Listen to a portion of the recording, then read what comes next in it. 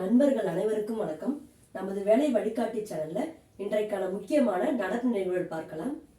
First question, இந்தியாவின் முதல் மனநல தூதராக நியமிக்கப்பட்டவர் யார்? தீபிகா படுகோன். நெக்ஸ்ட், மார்பக புற்றுநோய் விழிப்புணர்வு தினம் எப்போது அனுசரிக்கப்படுகிறது?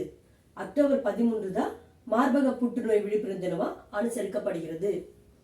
2025ஆம் ஆண்டை நகர்ப்புற மேம்பாட்டு ஆண்டாக அறிவித்த மாநிலம் எது? குஜராத். இந்தியாவின் முதல் சர்வதேச தர அலங்கார மீன் வர்த்தக மையம் எங்கு திறக்கப்பட்டுள்ளது? கொளத்தூர். வருவாய்த்துறை தினம் எப்போது கொண்டாடப்படுகிறது? ஜூலை 1 தான் வருவாய்த்துறை தினமாக கொண்டாடப்படுகிறது. பாரதியார் விருதை பெற்றவர் யார்? முருகேச பாண்டியன் அவர்களுக்கு தான் பாரதியார் விருது வழங்கப்பட்டுள்ளது. தேங்க்யூ.